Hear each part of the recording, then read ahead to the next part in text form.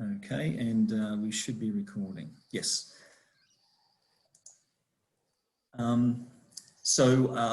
This is on marking and Turnitin. Obviously, my name's Paul. I'm a learning designer with LTU. I've been with Health for probably 10 years, working with various nice people in health. So I feel blessed in that way.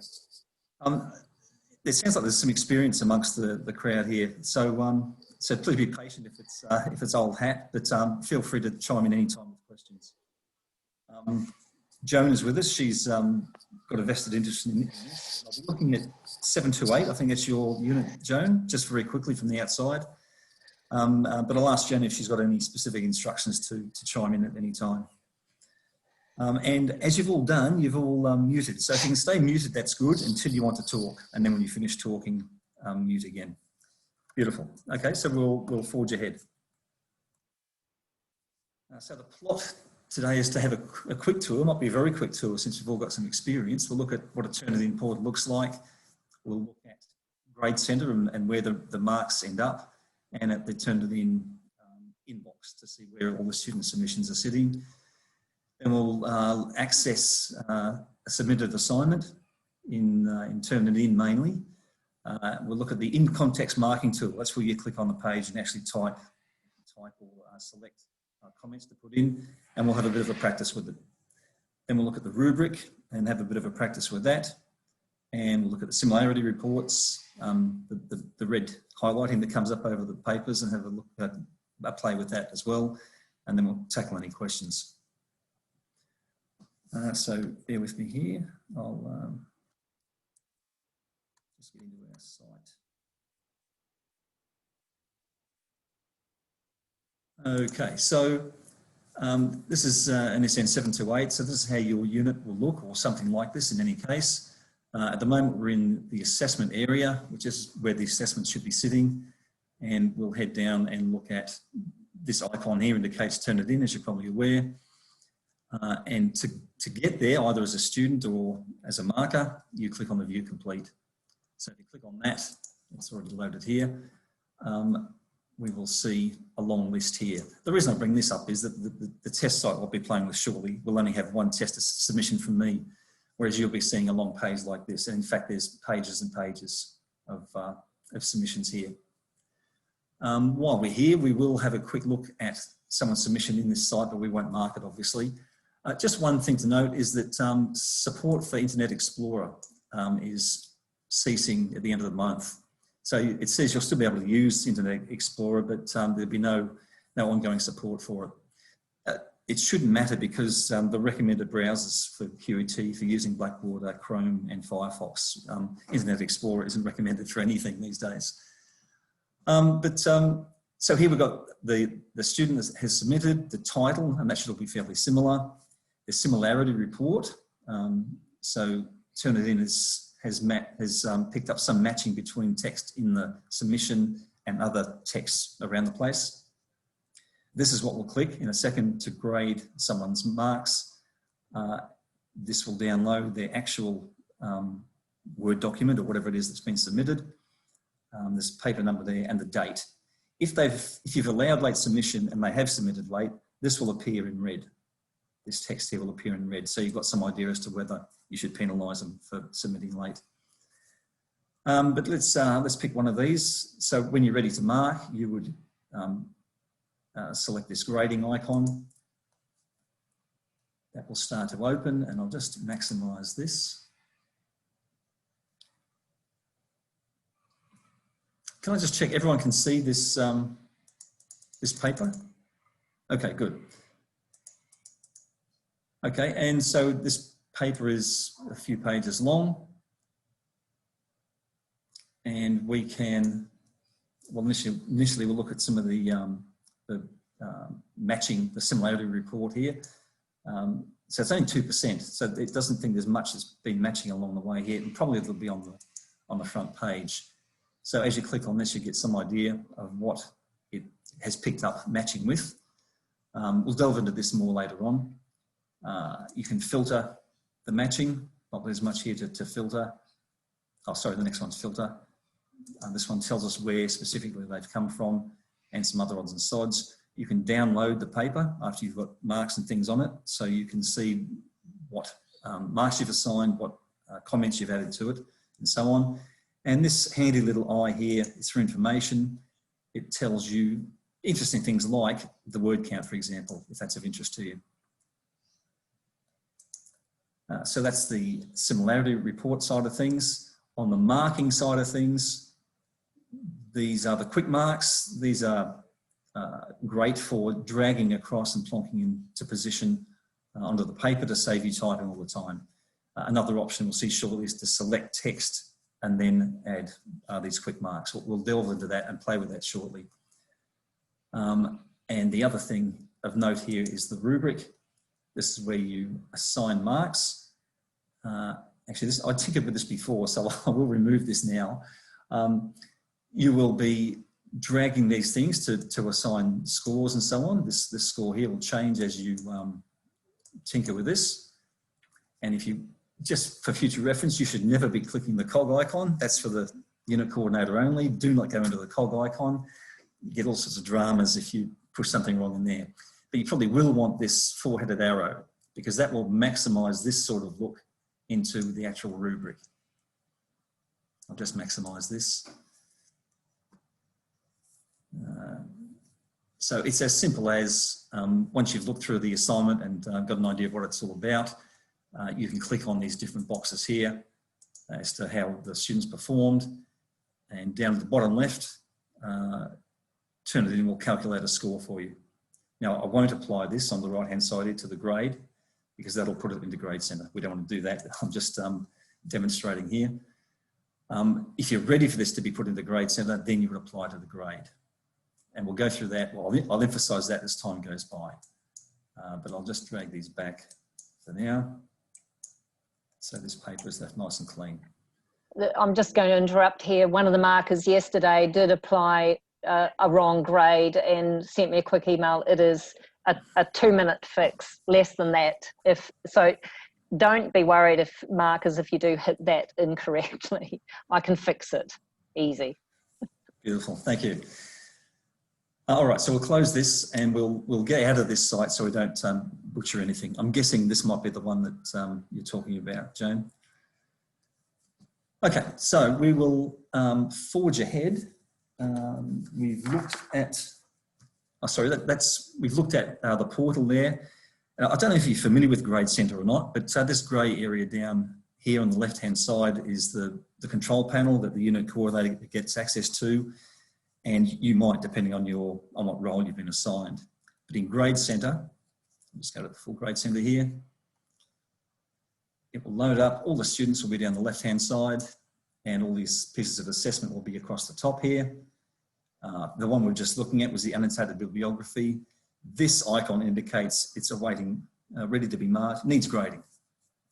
So it's sitting there waiting to be marked.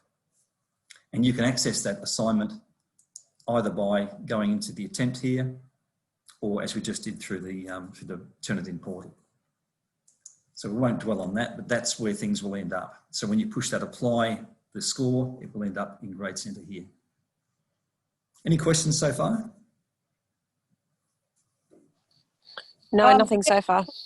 Sorry, Paul, it's Trish here. I just want to ask, I've never used the Turnitin portal. I've always used the Grade Centre. Okay. Is there any concern there? I've never seen that screen before, or had the issue of using that little wheel button, or had issues with grades that I couldn't go back and change later. Has something changed? No, nothing's changed. You could always get in through either the portal or through Grade Centre. It's just whatever you're most comfortable with. They both end up at the same place in that paper. It's just the ability to change your grade, because what I often do is we'll mark papers and then have to go back and change a grade. And so I'm just a little confused. Am I now not able to do that? Would I need to email Joan? No, Trish, no. What you've been doing so far in my units where you've been marking is perfect, and you can change those grades through either access point. The Turnitin link that Paul's just showed you allows me as the unit coordinator to very quickly check all the matching text. So the percentages. So I use that a little bit, but when I'm marking, I mark through Grade Centre the same way you have. It's okay, great. no issue at all. Beautiful, thank you.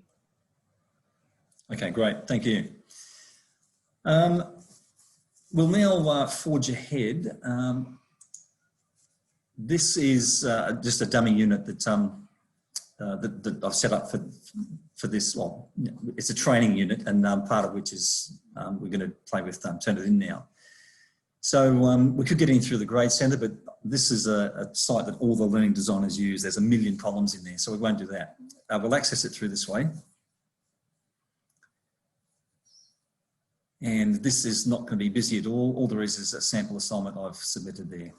I have copied and pasted chunks from the internet into it, so that's why it's at 80%. But we will now grade this. And I'll fill the screen.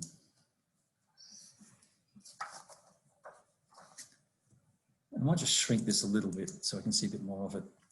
But we've got the familiar tool panel on the right-hand side here. And you can click this top icon here. It's a layers icon, and you can show the grading, which there's none of at the moment, and or you can show the similarity. So there'll be big chunks of red in there because I've copied lots of this from the web. But we'll start out with the grading side of things. And here we go. So we've got quick marks. You've probably heard of quick marks. Actually, before we hook into quick marks, I'll just show you the quickest way to start marking, and that is to come to some area you want to make a comment on, click, and you get three options. One is quick marks, one is just a comment, and one is inline text, which is just like text in a box. So we'll talk about the quick marks first. So you can drag these handy things from here across to wherever you want to plonk them. And there are different sets of these. This is talking about formatting. There are canned ones that come with Turnitin. 9th to 12th grade won't interest you too much. QT sample 1, good explanation, and so on. So you can drag this around the place. One of the potential issues is that you don't really know exactly where it's pointing to. You need to have that close and hope the student understands it. An alternative to this is to select some text. And when you release the mouse, you'll get the three icons turn up. And if you then click on the quick mark icon, you can pick one, good referencing, and you can move this around and you get a highlighting of what it's referring to and a line joining it. So it puts things into a bit more context. Now, sticking with this, at the moment, this is just a quick mark referencing this. If you click on this, you can add even more to this. So you can add some text in there. You can even emphasize some of that text. And when I click outside here, it will save. But notice at the moment, there's just text in this box. When I click outside, it adopts a bubble. So that tells you and tells the student that there's a comment in here as well as just this quick mark. And furthermore, we can assign a criterion. So we'll get to the rubric in a second, but the rubric's probably got 4 or 5 criteria. And you can say, well, this particular comment applies directly to reflection, say. So it's talking about reflection. We've added a comment as well as just good referencing. And when I click outside, it will adopt a rubric icon indicating it's also applying to one of the criteria. If we decide, oh, hang on, we don't need this anymore, there's a bin icon and a bin icon. We can get rid of those and tidy that up a little bit. If you think, oh, I didn't mean to get rid of that one, you can undo it. You can undo one of them. Okay, we can't bring the other one back because it's too far back in time. But we'll just tidy things up a little bit there. Okay, so that, when we click somewhere, that was the first icon, the quick mark.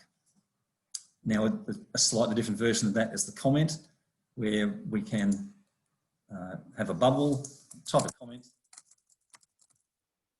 click outside, and we've got a written comment. Again, there's sort of the same issue, if you like, that it's not directly relating to something, but again, we can select the text bubble,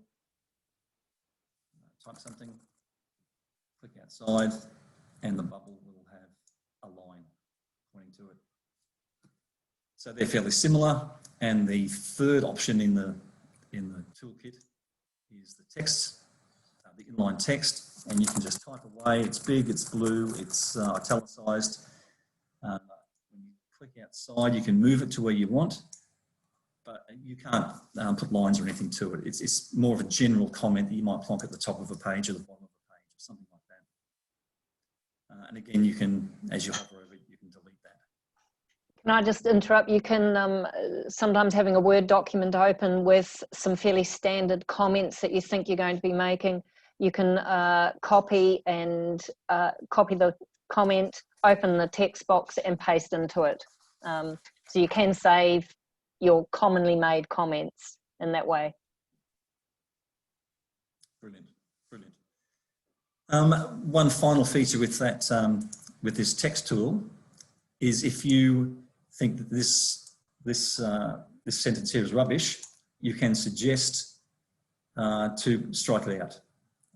When you select text, the T becomes the struck out S, and it will give you a fairly neat line through that bit of text. You may then want to add a comment, to explain why you think that's the case. Okay, we'll come back to making our own quick marks and things shortly. Is there anything you wanted to ask about before we move on?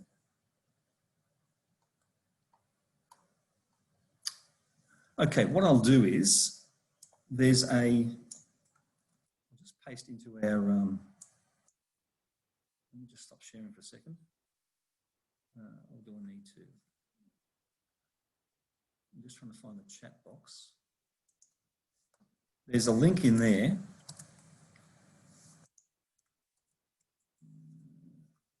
So that link will take you to this interactive practice page here. So this isn't in Blackboard, it's in Turnitin's own page. But it's good for practice because you can do things like I just described. You can cross things out, add comments. So if I reckon we'll just spend 3 or 4 minutes just playing with this area here, the quick marks, dragging things across, and also clicking and playing with those icons there. We won't spend too long because it sounds like most of us have played with it, but there might be something there that you haven't played with just yet. So I reckon maybe a couple of minutes and I'll come back and then we'll kick off again. If you've got any questions in the meantime, please sing out. But maybe at 4:54ish, we'll congregate back here.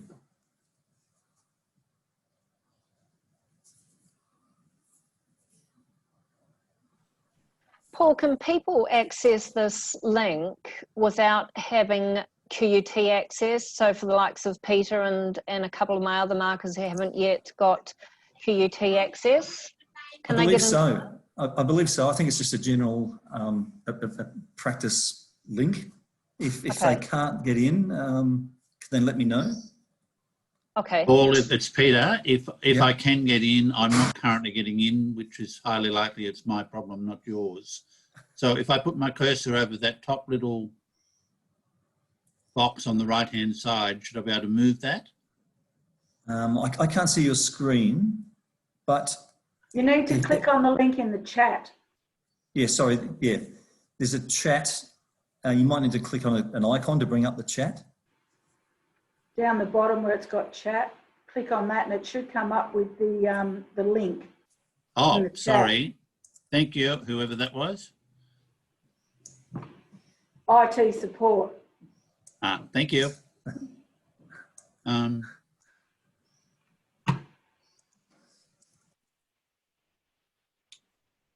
Paul, it's Trish. Apologies, I'm actually doing this on my phone, so I can't do the little exercise. But the stuff that you're talking about, are there actually cheat sheets or resource pages locked in Turnitin somewhere? Turnitin has got some. QUT has got some very good ones as well, and I'll show you the pages before we go, and I'll share a document with you that's got all the links in there. including Thank a link you. to including a link to this interactive resource. Sorry, it's Olivia here. Leanne Brown, one of our academics, also sent me some really good tips on Turnitin, which I'll check with her, but I'm sure she wouldn't mind me forwarding as well. Lots of hints that I didn't know. Leanne Jack, probably. Sorry, Jack. Sorry, Jack. Yeah. Sorry. So is that a document you can share in the chat? Yeah, I'll just see if I can find it where she sent it to me.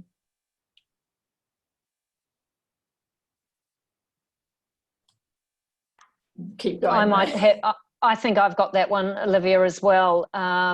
I can send between you or me. We can send it to all the markers,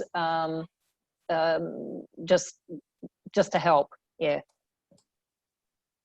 I'll find it and send it to you. Great. Thank you.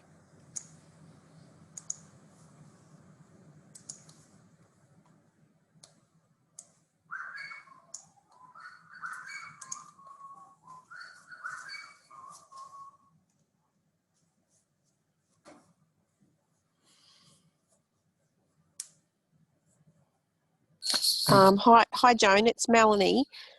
So I don't have access yet either to the QUT. I think Roxanne was still setting it up for me. So will she just email me when it's done? Does that mean you haven't received any information about a contract at all? And Yes, yeah, that's right. okay, I'm assuming you will hear from sort of QUT admin type people in terms of completing your contract and, you know, tax file number, etc., before you can get access to the whole of QUT's website and Blackboard. Okay. So I guess look out for the email we've got in the system for you. Yeah, but if you haven't heard from the end of the week's time, it's starting to get a bit tight in terms of marking. So let me know. We might have to do something different. Yes, that's what I was a bit concerned about. I was wondering Yeah. how much time I'd have. Okay, thank you. What's your last name, Melanie? Edwards. So,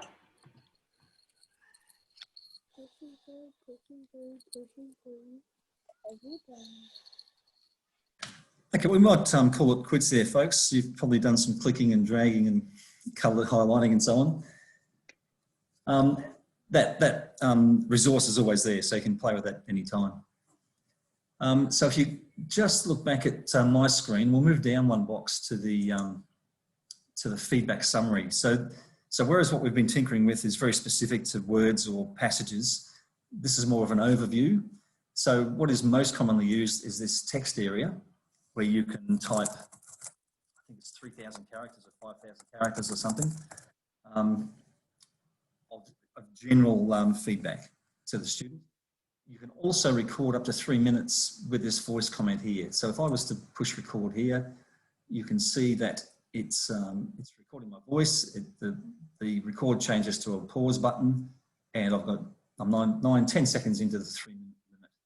If I'm going to sneeze or if I've finished that little bit of recording, I can pause. I've gathered my thoughts. I can come back and keep recording as many times as I want. So I've got 20 seconds worth there. If I think I've finished, I can stop recording, and that will then save that recording for the student to listen to. Some people don't do this because they get all frantic and frazzled. Others swear by it and they don't do the typed feedback. So it's up to you, or up to your unit coordinator perhaps to give some guidance there. But that's the feedback summary with this little icon here. Sorry, Paul, it's Peter. 3 years since I last used it, Turnitin. This is a new feature. So you're saying the student gets verbal audio feedback? That's exactly right, yep. They will see the same view you're looking at now, and they can push the play button to hear their feedback. Right, okay, thank you. Yep. So there's probably no real need to play with that. I think it's fairly self-explanatory. We can all type and we can all push record, but you get the idea there. We'll move on now to the rubric. And there's a few aspects to this. So the rubric will have been applied to your the assignment you're marking by your unit coordinator. So there's no need to worry about, you know, where is it or that sort of thing. It should be attached already. And when you click on this, its details will appear here. Like I said, don't go into here. That's where you can do damage by detaching the rubric. You don't want to do that. The rubric is here in some form. It's a bit hard to read all in one hit. So that's why most people might want to use the four-headed arrow to fill the screen, and I'll fill it completely here with the rubric. And the rubric generally will go from, if it's a scored rubric, will go from 7 down to 1, or high distinction, distinction credit, and so on down. All that will be set up for you. The criteria down the left-hand side will always add up to 100. Should always add up to 100. And when you're marking, you would then, having read through the document, you would then say, well, that's worth the high distinction there. That wasn't too bad. Analysis was pretty ordinary, and the written comms was really good. So just by doing this, Turnitin is doing the maths for you. So down the bottom left, you can see the student's got 86.5 out of 100. As you change your mind for various things, it will recalculate on the fly. Now, if I apply to grade, I'll just shrink this before I do this, because you'll see that up here, there's no score showing yet. No score has been pushed through from this rubric. If I push apply to grade, it's pushed through up to here. I can close this, and the abbreviated version of the rubric will reappear here. So this score, 84 out of 100, is the same as, apparently, same as 50 out of 60. You can get an idea of what those descriptions were by scrolling down here. There's the first criterion, was knowledge, and from high distinction downwards, and the second reflection goes from high distinction downwards, third, analysis, and so on. And that's what these are here. Now, if you are reviewing things or you've changed your mind or something, you can modify these. So this is currently 84 and 50. As I move these around, this recalculates, this doesn't. Okay, remember, if you're working on these, modifying these after the event, this is always accurate. Nothing has been pushed through to Grade Centre just yet. So once you've finalised this and you're happy with the way this is looking, always apply to grade. When I push this, this will change from 50 to something else, down to 40. Okay, anybody got any questions on that, on using the rubric? Peter, again, I missed where you're actually doing the application when you finished and decided what you just want to apply it. Where's the icon for that? Well, there's an apply to grade button here. And also it's under the thing that says Paul's talking. Possibly. Okay, right, thank you. In your screen, perhaps, yeah. So if I move one of these, in the full screen rubric, it's down the bottom, apply to grade. Oh, I see. Yeah, got it there. Thank you. And then on the abbreviated rubric, it's up here. So we've changed it again, apply to grade. Maybe it didn't change much. If we do change it and apply to grade, that will change up here. Paul, it's Debbie here. Next to the domain of reflection, it's got a bubble with a 1 in it. Is that something that you've specifically written against that mark, or? It is. It's this. Were you here for when we did the marking here? Sorry, no, I wasn't. Okay, no, that's all right. If we open this up, this was I'll just go back to here. This was one of our quick marks called good referencing. So we dragged this over to here. So I've got good referencing, and then we expanded on it by typing into it. We can type into this to make it even clearer why we're saying it's good referencing. That gives us a bubble icon.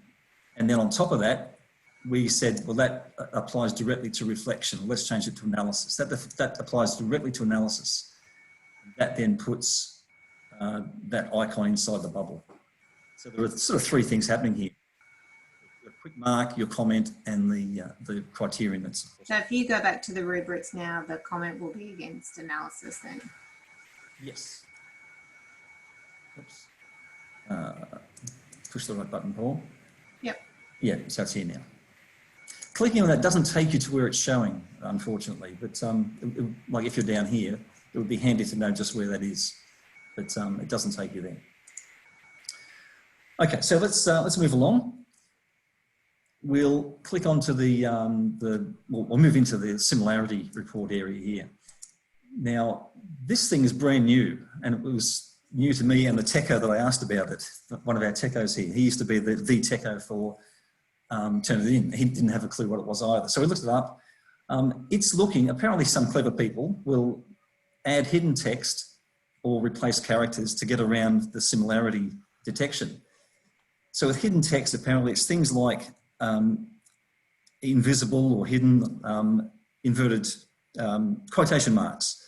So somebody clever is putting quotation marks around things, and if you have selected to not worry about examining quotations, that chunk of text won't get examined by Turnitin. Does that make sense? They're telling it that it's a quotation when in fact it isn't, and you can't tell it isn't because the quotation marks are invisible. Somehow Turnitin picks that up. And with replace characters, apparently you can somehow replace certain letters with a similar looking letter from a different font, and that will break up the routine apparently for Turnitin. So we're looking at welcome here. Instead of welcome being from Arial or whatever this is, it might be from some other font. We can't tell the difference, but Turnitin will. So there you go. Moving down to the matching overview. We've got a fair, 80% is a fair matching percentage here, and you can tell that chunks of this have been copied.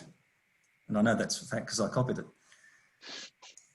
So the first one here, this number 1, refers to this over here. It's come from the nursing and midwifery website.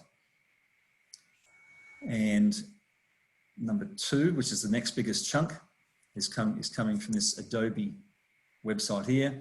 And the third one is coming from a Mobile City site, but I actually copied it from an Apple site. And these right-hand arrows will indicate where it possibly has come from.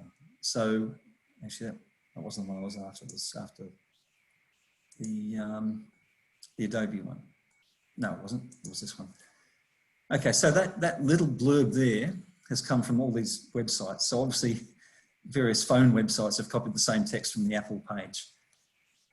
This is where I would have got it from here. Turnitin does make pains to make it clear to you that the similarity score is a percentage of a paper's content that matches to Turnitin's databases. It is not an assessment of whether the paper includes plagiarised material. So it's saying, all it is doing is saying this chunk of text matches some other chunk of text on the internet or in other people's papers. It's up to you to determine whether they've plagiarised it or not. So I guess that's the hard part. But just because it's coloured doesn't necessarily mean that they're breaking the rules. That's up to you to work out. The next button down is all the sources. So this is every single source that is contributing to these colours. And you can choose to exclude sources. So if some of these are okay for them to use and you're happy for them to use, you can select exclude sources and you can choose to remove certain ones from Turnitin's matching. Hi, Paul. Can I just interrupt? Particularly for new markers, don't go fiddling with that. If you've got concerns about the similarity match, just refer it on to me, please, before you start trying to exclude sources. Until you're really confident. Even I'm not confident with excluding sources. So if you're concerned, refer to your unit coordinator before you make any changes. Excellent point. We'll just keep moving down this red column. There's a filter here where you can exclude quotes and bibliography and so on. As Joan said, probably don't touch these things. And this is where you can restore things that have been excluded. If you change your mind, you can bring them back one at a time, or you can restore the whole lot in one hit. and they will then appear back in this list. We spoke about the information button here for things like word count and also date of submission and so on. We will look at this download button here. This downloads one of three things: the current view, which is this paper with all these bits and pieces all over it, the digital receipt, and the originally submitted file. Let's download this current view. We'll have a quick look at what that looks like. So that's preparing the download now. So my current document here is 2 pages long. We'll have a quick look at this sample assignment.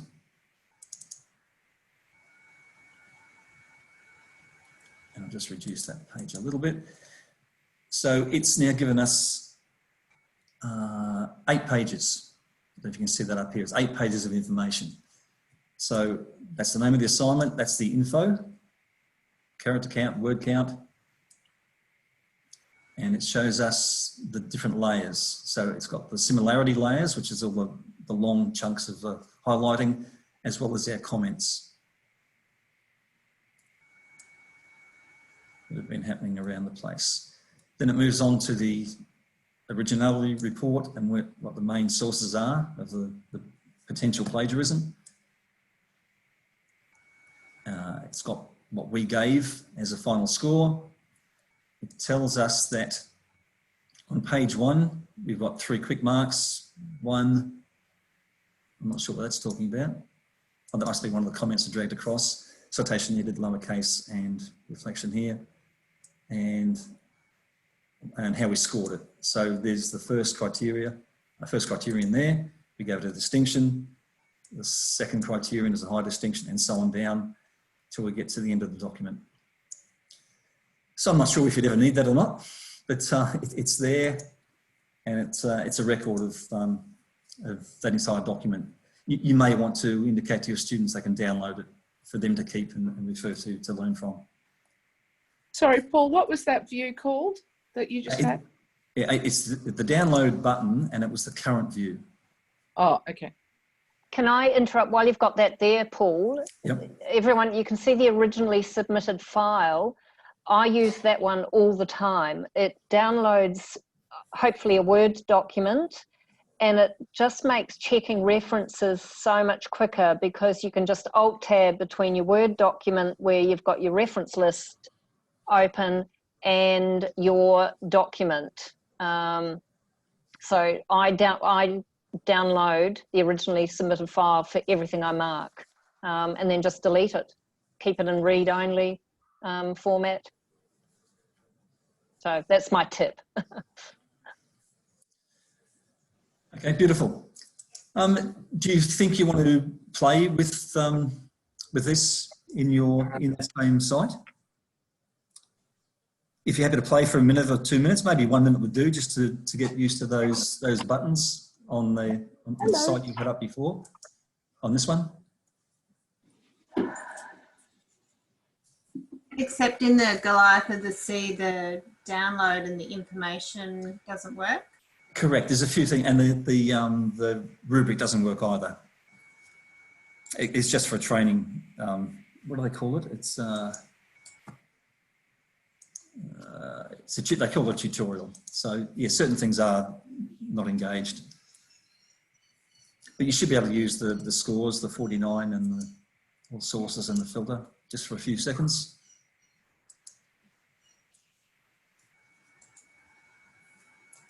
As a unit coordinator, we would expect everyone to look at that number, that 49 that's there, and open it, highlight the similarity text, and then if you're concerned, email the unit coordinator. We can take it from there, please. Don't try and sort of do anything with it or analyse it, because there's sometimes some pretty innocent reasons for high matching. Joan, it's Trish. Can I just ask, if they submit in PDF, are we able to ask for them to resubmit in Word? Oh. No, it was the standard thing that we did ask them to submit in PDF, and it's not really a great issue. I just find it makes searching for the references slightly more difficult, but I don't think it's a big issue, so I wouldn't be asking them to resubmit, because you then run the risk of them changing something, and you need the version that was submitted prior to the due date and time. So no. I'd just make a comment, please. In formatting, a Word document was required rather than a PDF, and leave it at that. Sure, because I certainly have found that downloading the original file is just so invaluable for checking the references, and it was a pain to do that with PDF. Yeah. Okay, thank you. Just while we're on this screen, can I get you to at some point go to the black icon at the top of the toolbar, which is the active layers, because in that way you can quickly turn off all your marks, all your quick marks and comments, or you can turn off the similarity to clean things up. So just get used to playing with those two to show you're showing just the grading layer or just the similarity layer. It can stop things being quite so confusing.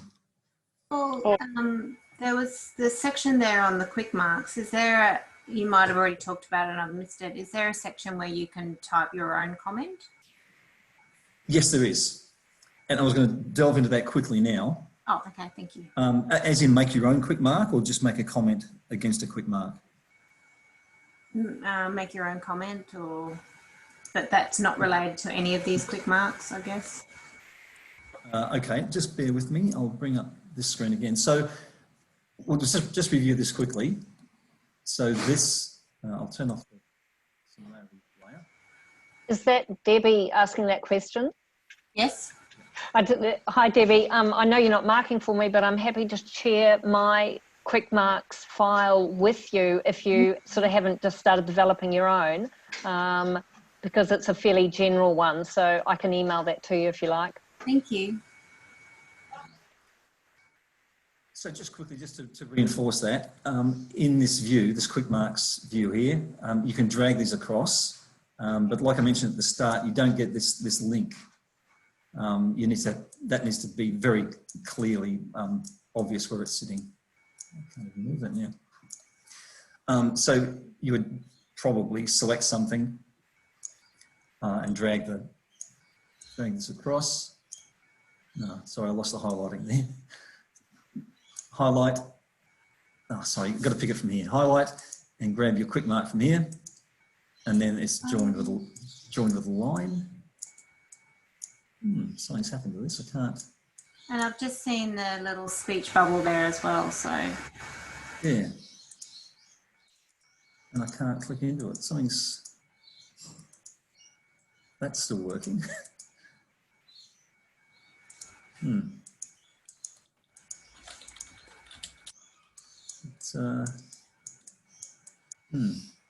That's not so happy. I'll see if we can do it to this one. I'll turn off the similarity so it's clean. Select some text and select something from the formatting area. In this case, it should be lowercase, and I can drag that somewhere that's out of the way, and it still gets out of bounds. Obviously, it still gets joined by a line, and I can change that color if I want to some other color to make it more obvious. While we're in this mode here, if there's a term that you're using all the time, you can add another quick mark to your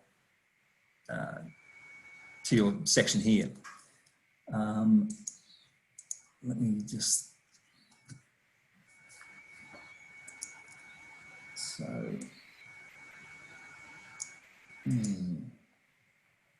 I think I found it if you type it in and then at the bottom it says convert to quick marks. Yes, you can. Yeah, but there's also another way, but I just can't find that at the moment. So let's do that same thing.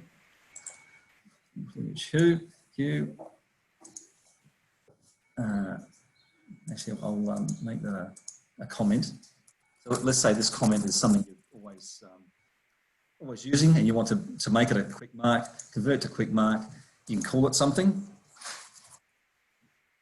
and put it into whatever set you want. In this case, we want it to appear in the same set. This might be the set that Joan sends you. Enter there and save.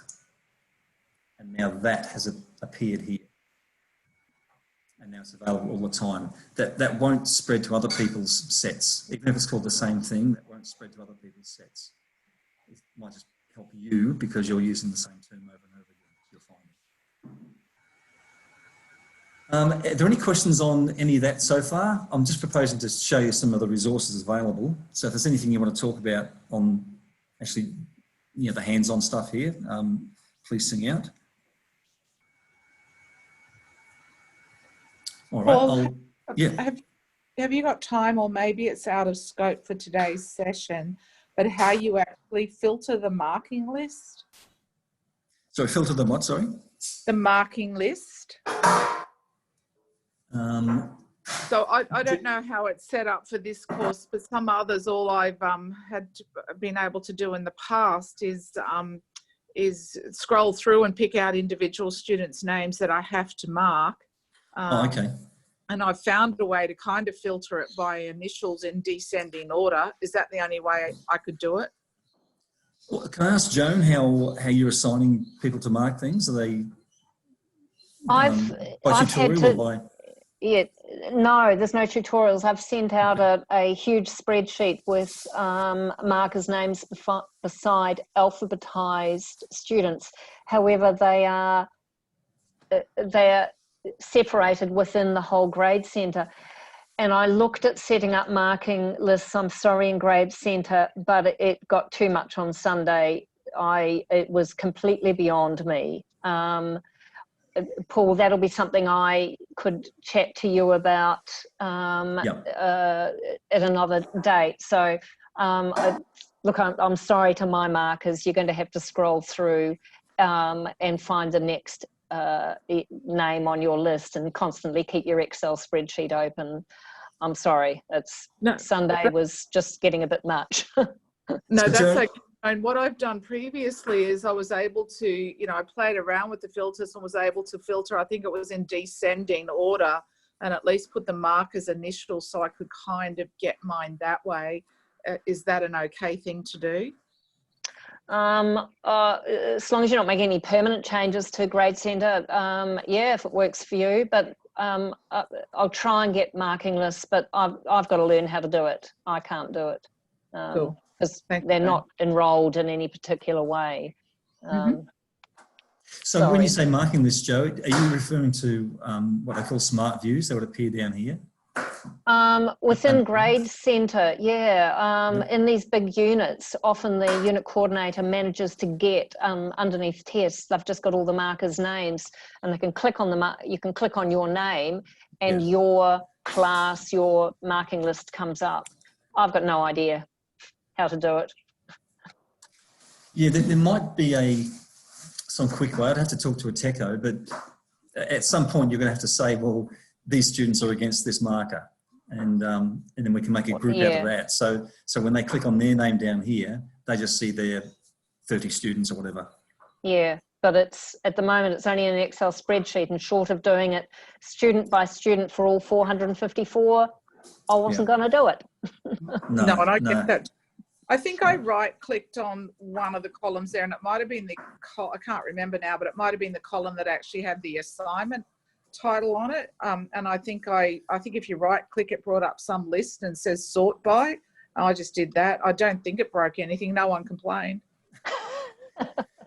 You can sort by clicking on the headings here, which won't mean much now, but so that's from lowest to highest, and this is from highest to lowest. So some have been marked, obviously.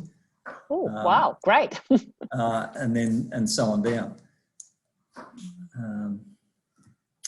Yeah, or you can, I mean, the way I've allocated them has just been on a spreadsheet, so there won't be any.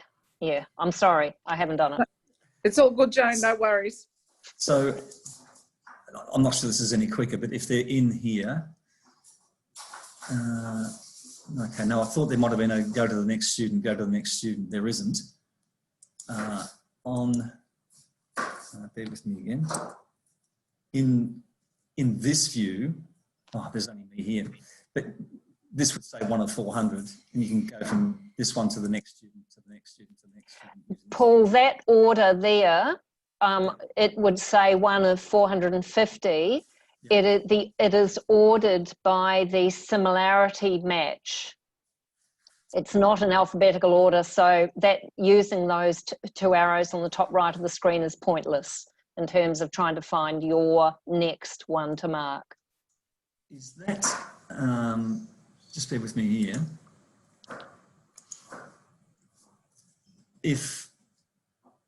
When this comes up, I think by default it's sorted on similarity.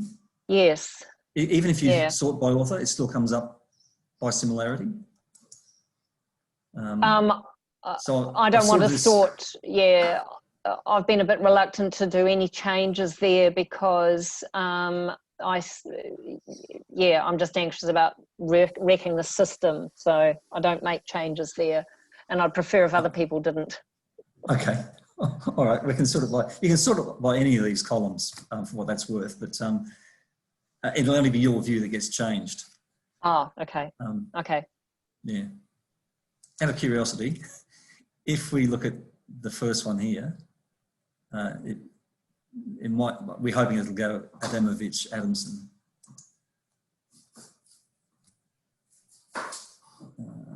So there's Ackerman.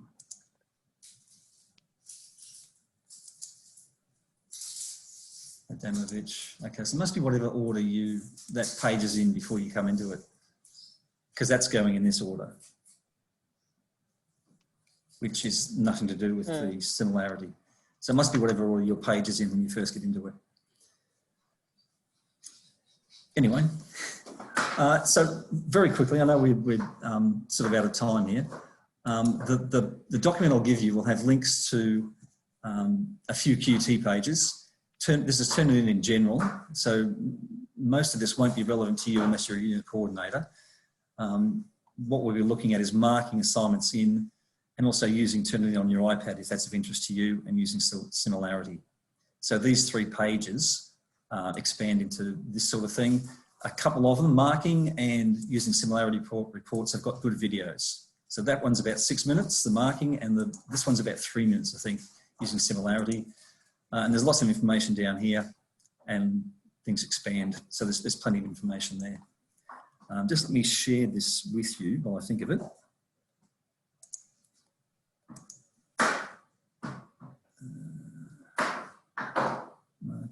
Marking Turnitin. So if you want to grab that document, I'll just quickly show you what it looks like on the page. So it's a bit of an intro, and you'll see on these screen grabs that this doesn't have that flag, that new flag. The first icon is the number, whereas your view now has got that flag for the hidden quotation marks and so on. So that's the general page for Turnitin. It's got links to the pages that sit under it. That's the link to the marking. That's the link to the iPad, marking on the iPad.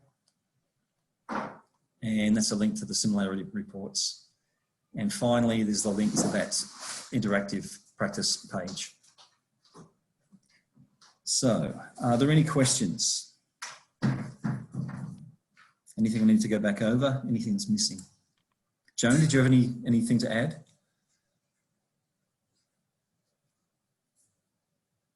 I think that's great. Thank you, Paul. I think with a bit of practice, and you've shown us how to do the practice, we'll all be experts. Yeah. Guaranteed.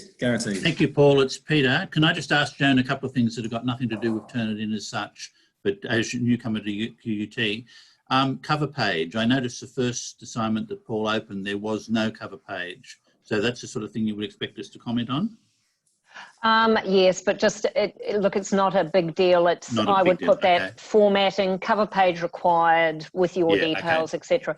It is requested in the task sheet, so but overall, it's not No going to big- no impact the big quality deal. of the work. Yeah. Okay. And with reference to that wonderful multi-page, 15-page document of our allocations of assignments, I notice against every student's name, it's then got predominantly their first name in brackets. Yeah, I think that's just the way it comes up. Yeah, my question was going to be: is there an expectation we use their first names, or we don't care? Often in my feedback, general feedback column that sits on the right, my format is to always start with "Thank you, Sarah.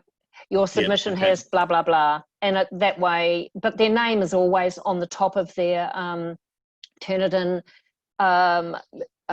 submission, and including their preferred name. As you know, some of the Indian students and the Saudi students use a different naming format. Yeah. That'll have their preferred name there. Okay.